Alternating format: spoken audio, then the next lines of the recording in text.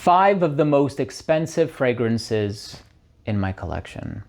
Now, I'm gonna be honest with you. I kind of grabbed these at random. I do have some really expensive fragrances in my collection, like Crybaby by Melanie Martinez, which is going for like thousands and thousands of dollars. So the MSRP for that one was quite low. I also have Royal English Leather by Creed, which I saw one eBay listing. It was selling it for like $10,000. Absolutely nuts. But these are expensive at retail. So we're not talking auction websites. And yeah, I mean, some on this list are way more expensive than others. Some of these are literally twice the price of some of the ones that I'm going to be showing you on this list. But nevertheless, if you're into some of the more lavish and luxurious fragrances on the market, make sure to stay tuned.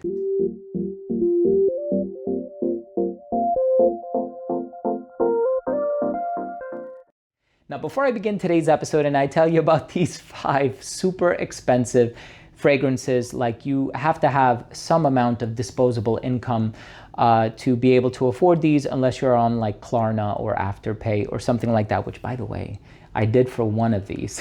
And I'm going to tell you which one it is in just a second. But before I start the video, I do want to mention that if you're a fan of fragrance-related content, and if you love smelling your best, please hit subscribe, hit the bell, and give this video a thumbs up for that darn algorithm. It would really mean a lot to me. So, how much money are you interested in spending?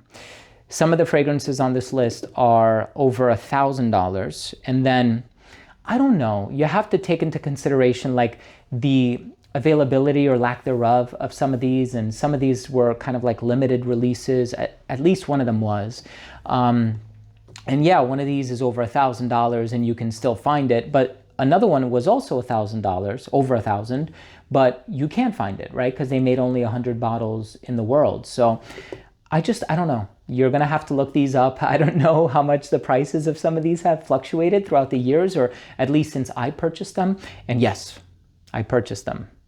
Especially this one fragrance that I'm thinking about right now. I paid over $1,000 for it, because it's from a brand that I truly love. Anyway, if you want to sample any of these, you can sample them at ScentSplit, right? Like you don't have to, cough up $1,000 to buy a bottle to wear it twice, only to figure out that you don't actually really like it that much or you don't care for it. Scent is subjective.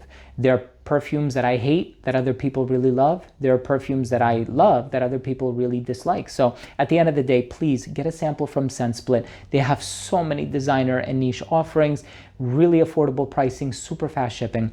So the first one that I want to talk about is Absolute Aventus Triple Aged Batch by Creed. Now, of course, this is not the most expensive Creed that I have in my collection, but what's the price for this one? Like $500? So I know that it's pricey, and I ended up getting, so I wore all through the original, and I mean, not the original Aventus. I've had like a dozen bottles of the original Aventus. I mean, I wore the original Absolute Aventus, not the triple aged batch variation. And I just love that one. So I said, I'm going to also pick up the triple aged batch. And yeah, I feel like the longevity is a little bit better, but it could also be because it's been left to mature for such a long time. So it's an amazing fragrance, right? The pineapple, the birch tar, the cardamom, the nutmeg, the spices, the freshness, the fruity aspect about it. Not overly sweet, which I really appreciate, but this is an amazing fragrance. So Absolute Aventus is one that I truly love. And I think it's one of the best that Creed has put out. I know recently there's been Centaurus and Delphinus, and lately there's also Ellidaria, which I had the opportunity to try at Saks Fifth Avenue, thanks to my good friend Mitsu from Simply Put Scents. He works there. Did I say Saks? I meant Bergdorf. Did I say Bergdorf?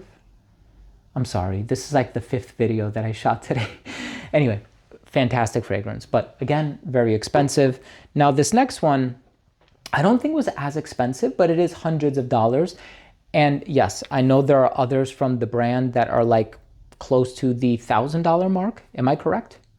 Like there's The Night. There's also Promise. I think The Night is what, Julian Rascanet. Promise is Dominic Ropion. This one is composed by Maurice Roussel. And this one is Uncut Gem. Now, I have Muscat Jour, I have this one, I have Dries Van Noten, I have maybe one or two others by Frederic Malle. But Frederic Malle is a very expensive brand, right? If you're dealing with Frederic Malle perfumes in general, you can expect to pay several $100s.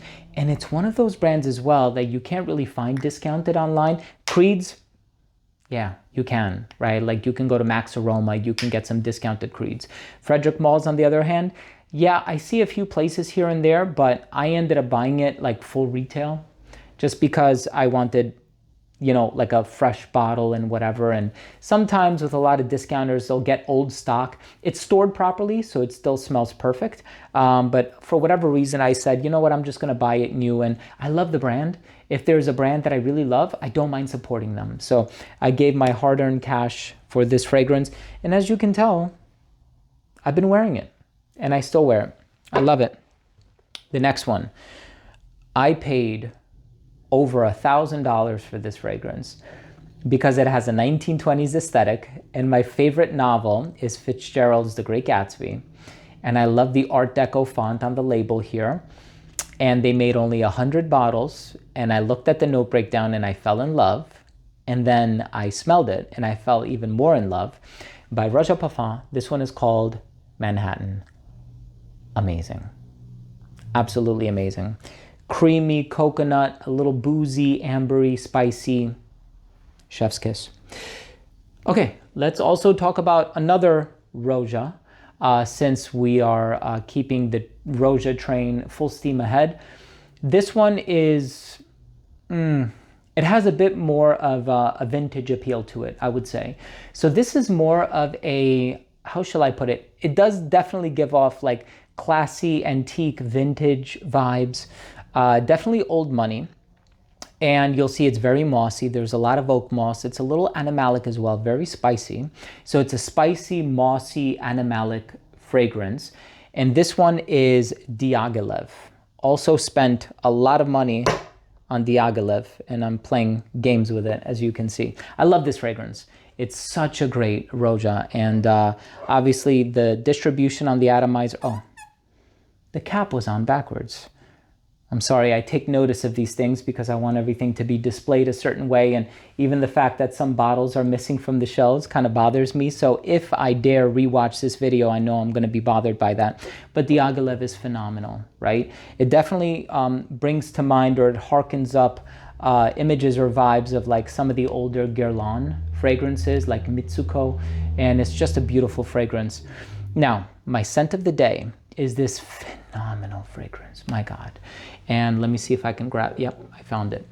Muscle Memory. This is a beautiful coffee, iris, amber, and spice fragrance, but it smells like this slightly powdery, lavender, elegant fragrance, 50 Shades of Grey vibes. And I know I've mentioned this before, and there was a point in time where I wore this for like a week straight because I was like, what am I gonna, oh, I'm going to wear this again because I enjoyed wearing it thoroughly yesterday and the day before and the day before that. So why not wear it again? This stuff is beyond amazing. Please get a sample of this if you can. It's a brand new release.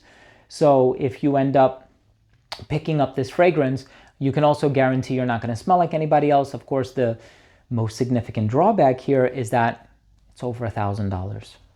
This one by Boadicea the Victorious is called Opal. Now, this stuff is amazing. This stuff is beyond amazing. If you've, you know, it's funny, I met up with Erica from the channel Ode to Erica, and she's such a sweetheart. She's such an amazing person. She's super down to earth. She's so bubbly and charismatic. What you see on camera is the same that you see off camera. And we did like a blind smelling video, and one of the fragrances was Opal by Boadicea. And I smelled it and I'm like, this stuff is super elegant. I said, if I don't own this, I'm buying it.